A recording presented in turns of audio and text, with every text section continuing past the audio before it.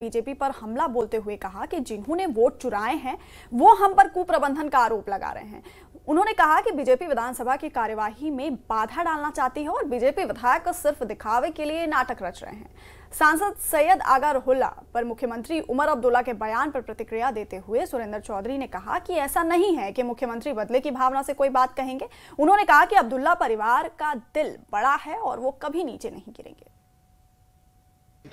देखिए, हम पे इल्जाम कौन लगा रहा है? जो वोट चोर हैं। ये 4 दिन पहले ही चोरी की है, लेकिन इतने मैं देखा कोई बेशर्मी की भी हद होती है यार।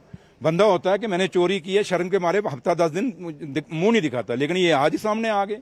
और वो भी मजा तब था कि असेंबली लगी, आप सवाल पूछिए और सवाल का जवाब भी सुनिए। वो सिर्फ वहां पे हंगामा खड़ा करना चाहते हैं, वो एक तमाशा करना चाहते हैं कि असेंबली के अंदर उनको लोगों के साथ कोई लेना देना नहीं। अगर उनको सही मायने में लोगों के साथ लेना देना होता तो मेरे सवालों का जो हमारे ऑनरेबल मिनिस्टर या हम जो जवाब देते हैं तो उनको जवाबों को सुनना चाहिए। वो बीच में ही कटाक्ष करना शुरू करते हैं। क्यों?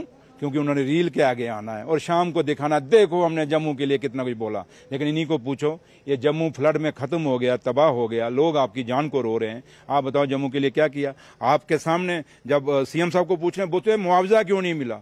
ओ भैया, आपके ऑनरेबल होम मिनिस्टर साहब यहाँ जम्मू कश्मीर में आए, आपके ऑनरेबल एग्रीकल्चर मिनिस्टर आए, तो जब वो यहाँ से वादा करके गए कि हम मुआवजा भेजेंगे, तो जाके दिल्ली पूछो ना मुआवजा अभी तक क्यों नहीं आया। उनको पूछने के बजाय रोज हमारे पीछे पड़ जाते हैं। क्यों?